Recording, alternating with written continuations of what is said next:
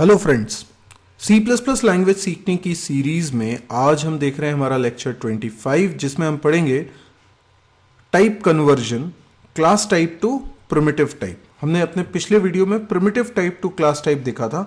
आज इसका उल्टा class type two primitive type देखने जा रहे हैं। सबसे पहले एक बार रिकॉल करते हैं कि प्रिमिटिव टाइप क्या होता है। प्रिमिटिव टाइप मतलब किसी भी लैंग्वेज में वो कीवर्ड्स जो डेटा टाइप हैं उनको हम प्रिमिटिव टाइप बोलते हैं। जैसे सी प्लस प्लस लैंग्वेज में कुछ ऐसे कीवर्ड्स हैं जिनको हम डेटा टाइप बोलते हैं। इंट, कैर, फ्लोट, डबल, ये सब प्रिमिटिव टाइप्स कहलाते हैं, यानी फंडामेंटल टाइप। डेटा की कैटेगरीज को स्पेसिफाई करने के लिए शब्द है। तो अगर मुझे एक पर्टिकुलर कैटेगरी का डेटा जिसे हम बोलते हैं इंटीजर स्टोर करना है तो मैं वेरिएबल इंट डेटा टाइप की मदद से बनाऊंगा। ऐसा करने से कंपाइलर को समझ में आ जाता है कि वो कौन सी कैटेगरी का डेटा है। लेकिन हम चाहें तो खुद के डेटा टाइप भी बना सकते हैं with the help of class. तो जब हम कोई क्लास बनाते हैं तो एक्चुअल में हम एक नया डेटा टाइप बनाते हैं। उसे हम नॉन प्रिमिटिव डेटा टाइप भी बोल सकते हैं, उसे हम क्लास टाइप भी बोल सकते हैं।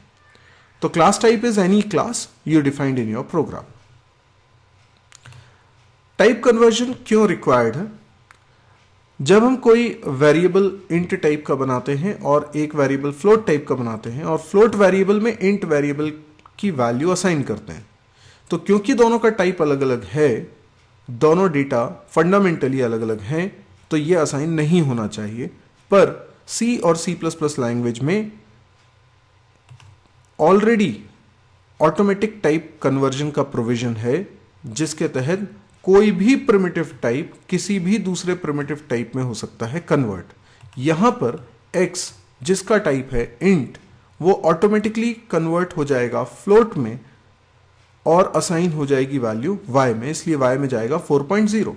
इनफैक्ट इसका रिवर्स भी हो सकता है। अगर आपने एक फ्लोट टाइप का वेरिएबल बनाया y जिसकी वैल्यू 3.4 है और एक x नाम का वेरिएबल बनाया जो कि इंट टाइप का है, अगर x में y की वैल्यू असाइन करता हूं तो y जो कि फ्लोट टाइप का है जिसकी वैल्यू 3.4 है वो असाइन हो रहा है x में। तो कैसे होगा?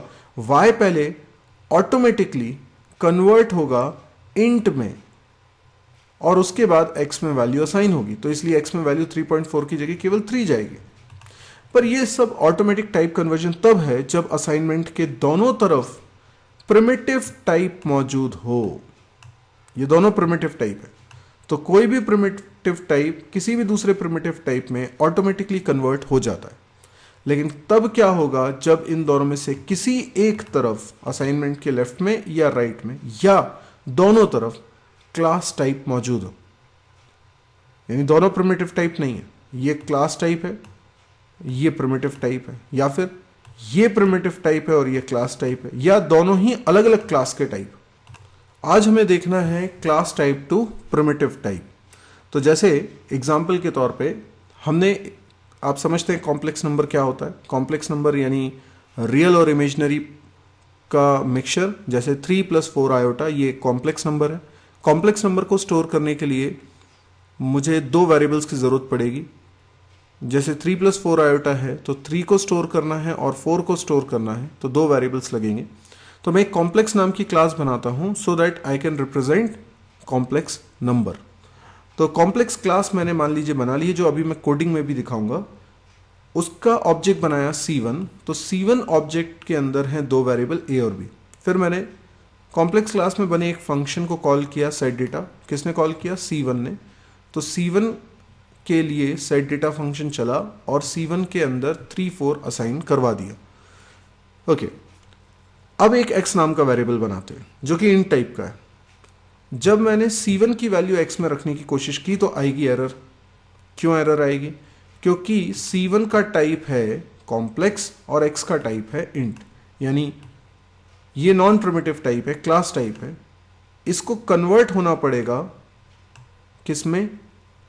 प्रिमिटिव टाइप में, इंट में, तब जाके ये स्टोर होगा। पर ये ऑटोमेटिकली नहीं हो सकता क्योंकि ये नॉन प्रिमिटिव टाइप है। दोनों अगर प्रिमिटिव टाइप होते तो ऑटोमेटिकली कन्वर्ट हो जाता। आइए इस बात को समझने के लिए अपन एक प्रोग्राम बनाते हैं। प्रोग्राम में सबसे पहले तो मुझे हेडर फाइल्स इंक्लूड करनी है। conio.h #include iostream.h, ठीक है। फिर मैं एक क्लास बनाता हूँ कॉम्प्लेक्स।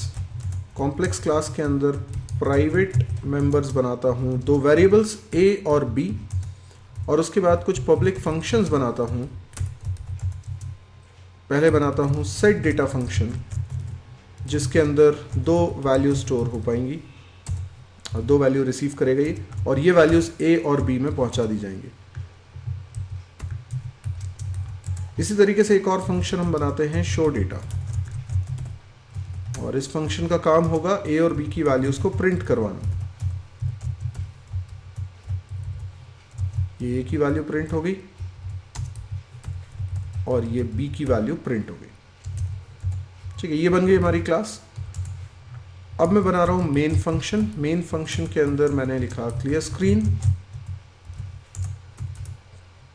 स्क्रीन, और इसमें कॉम्प्लेक्स क्लास का एक ऑब्जेक्ट बनाता हूं c1 डॉट सेट डेटा लिखकर मैं 3-4 करता हूं इसमें पास। देखिए, अगर आपको ये कोडिंग में कहीं पर भी दिक्कत जा रही है और सिर्फ इसलिए क्योंकि आपने पुराने लेक्चर्स नहीं देखे हैं, तो मेरा सजेशन है कि आप पहले पुराने वीडियोस देखें। इनफैक्ट इस चैनल पे जितने वीडियो C++ के हैं वो एक सीक्वेंस में हैं, तो लेक्चर 1 से आप देखना स्टार्ट करें और कोई भी स्किप मत करिए। सारे कॉन्सेप्ट इंपॉर्टेंट है और आगे यूज होते हैं, इसलिए एक सीक्वेंस में इनको देखिए। तो C1 के अंदर मैंने 3-4 पहुंचा दिया है। चाहे तो हम C1 की वैल्यू शो भी करा के देख सकते हैं। इसके बाद मैं करना ये चाहता हूँ कि एक वेरिएबल बनाता हूँ x नाम का, और x के अंदर असाइन करता हूँ C1 की वैल्यू, और ये लाइन में आनी चाहिए एरर। अभी प्रिंट करवाता हूँ x की वैल्यू, ठीक है। पर x की वैल्यू अभी प्रिंट इसलिए नहीं हो पाएगी क्योंकि इसमें आएगी एरर। देखिए क्या एरर आ रही है, कंपाइल करता हूँ।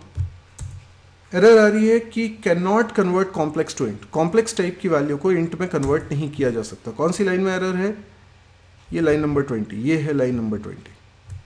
यानी C1 जो कॉम्प्लेक्स टाइप की वैल्यू है वो x यानी इंट में कन्वर्ट नहीं हो पा रहा। ये कैसे होगा? इसको करने के लिए C++ में एक नया कॉन्सेप्ट है कास्टिंग ऑपरेटर का।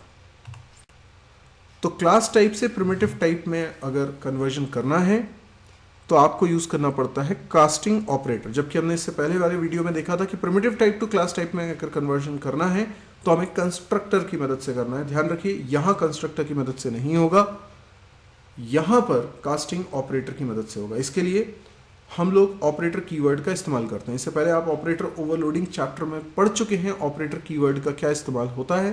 ये ऑपरेटर कीवर्ड का एक दूसरा इस्तेमाल है। तो ऑपरेटर कीवर्ड दो जगह यूज होते हैं, ऑपरेटर ओवरलोडिंग में भी और कास्टिंग ऑपरेटर बनाते वक्त भी। आप देख सकते हैं कि यहाँ पर ये एक फंक्शन की तरह ही बनता है, लेकिन थोड़ा सा सिंटेक्स में अंतर है। ध्यान से समझिए सिंटेक्स क्या है। सबसे पहले यहाँ पे लिखा जाता है ऑपरेटर कीवर्ड।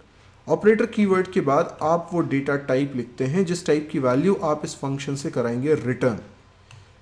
ये वो टाइप है जिसमें आपको कन्वर्जन करना है। अच्छा, ये पूरा का पूरा आप लिखेंगे कहाँ? क्लास के अंदर। कौन सी क्लास के अंदर? कॉम्प्लेक्स क्लास के अंदर। ये कब कॉल होता है? तो देखिए, यही मैं फंक्शन बना देता हूं क्लास के अंदर। तो मैंने लिखा ऑपरेटर कीवर्ड, इसके बाद मैंने लिखा इंट, और इस तरीके से बॉडी। अब देखिए, जब ये x असाइन C1 वाली लाइन चल रही है तो इस लाइन को कुछ ऐसे समझिए कि x में असाइन हो रहा है C1 डॉट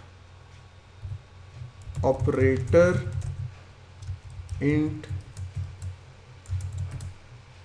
इस तरह से। ये कोई सिंटेक्स नहीं है, ये सिर्फ मैं आपको समझाने के लिए कमेंट में लिख रहा हूं कि हो क्या रहा है। यहां पर C1 ने कास्टिंग ऑपरेटर को कॉल किया है, यानी ये कास्टिंग ऑपरेटर मेंबर फंक्शन की तरह बनाया है हमने कॉम्प्लेक्स क्लास में। तो ये कॉल ऑब्जेक्ट के लिए होगा, C1 ऑब्जेक्ट के लिए कॉल हुआ है। मतलब जब आप लिख रहे हो x असाइन C1 तो एक्चुअल में C1 के लिए कास्टिंग ऑपरेटर हो जाता है कॉल, और कास्टिंग ऑपरेटर जो भी रिटर्न करेगा वो किस में जाएगा? x में जाएगा। तो ऑब्वियस सी बात है कि जो रिटर्न करेगा वो इंट टाइप की वैल्यू होगी। अच्छा, तो ऑपरेटर कीवर्ड के तुरंत बाद क्या लिखते हैं हम? वो डेटा टाइप जिस टाइप की वैल्यू ये करेगा रिटर्न, वो डेटा टाइप जो टाइप में मुझे क्लास टाइप को करना है कन्वर्ट। अगर ये एक्स इंट टाइप का ना होके फ्लोट टाइप का होता तो यहां क्या लिखते? फ्लोट। अगर ये कैर टाइप का होता तो यहां लिखते कैर। ये डबल टाइप का होता तो यहां लिखते डबल। तो जिसमें वैल्यू जानी है उसका टाइप क्या है, वो टाइप आप यहां लिखेंगे। अब इस कोड को मीनिंगफुल बनाने के लिए हम इसकी कुछ कोडिंग कर देते हैं।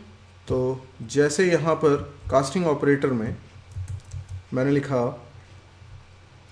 अगर मैं लिखता हूं रिटर्न ए, तो कॉम्प्लेक्स नंबर में जो, क्योंकि C1 के लिए ये फंक्शन कॉल हुआ है कास्टिंग ऑपरेटर, तो ये ए किसका होगा? C1 का। तो C1 के ए में क्या रखा हुआ है? 3 रखा हुआ है, तो 3 हो जाएगा रिटर्न। आप 4 रिटर्न कराना चाहते हो तो आप बी लिख दो, दोनों का सम रिटर्न कराना चाहते हो a+b लिख दो। यानी कोई इंटीजर वैल्यू आपको रिटर्न करनी है, ये ध्यान रखिए, क्योंकि यहां पर x का टाइप इंट है। बाकी आप क्या लॉजिक लगा रहे हो ये आपकी चॉइस, किसको रिटर्न कराना है ये आपकी चॉइस, पर किस टाइप की वैल्यू रिटर्न करानी वो वही टाइप होगा जो x का टाइप।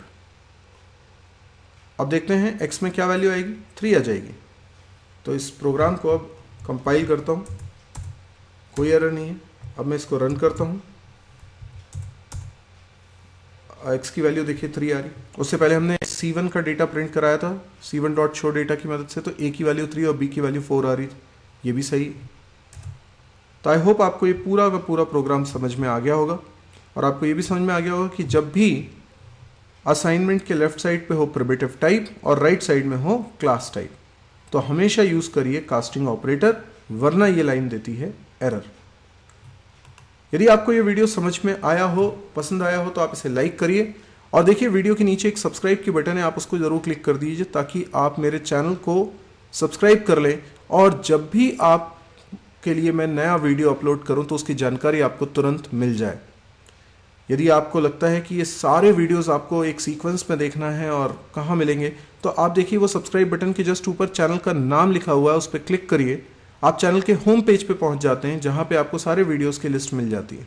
तो आपको सजेशन तो यही है कि आप लेक्चर 1 से लेकर एक एक वीडियो लाइन से देखें ताकि आप C++ सीख सकते हैं। अच्छा, ये वीडियोस, ये चैनल में आपको अच्छी बात ये लगेगी कि एक तो ये पूरा हिंदी में है, तो बहुत सारे लोग हैं जिनको हिंदी में इस तरह के वीडियोस की खासी ज़रूरत है। दूसरा, इसमें अच्छी बात ये मिलेगी आपको कि ये सारे वीडियोस एक सीक्वेंस में है, तो पूरा पूरा कोर्स कवर कर रहे हैं। तो यदि आपको लगता है कि ये बहुत यूज़फुल है आपके लिए, और आपको लगता है कि ऐसे आप जैसे बहुत सारे लोग होंगे जिनके लिए ये बहुत काम का होगा, तो देखिए फ्री ऑफ कॉस्ट ये मिल रहा है। आपको सिर्फ इतना करना चाहिए कि फेसबुक वॉल पे, अपने फेसबुक वॉल पे आप इसको शेयर कर दीजिए। आप जैसे इसको शेयर करते हैं तो बहुत सारे लोगों तक ये पहुंच जाता है, और मेरा भी मकसद ये है कि फ्री में ये एजुकेशन में सब जगह पहुंचाऊं, क्योंकि अक्सर देखा ये जाता है कि कॉलेज से लोग पढ़ लेते हैं लेकिन उसके बाद भी उनको प्रोग्रामिंग नॉलेज नहीं होता। तो जो कुछ नॉलेज मेरे को है मैं आपके साथ शेयर करना चाहता हूं, और मैं चाहता हूं कि फ्री ऑफ कॉस्ट सभी लोगों को एजुकेशन बहुत आसानी से मिल सके। Thank you.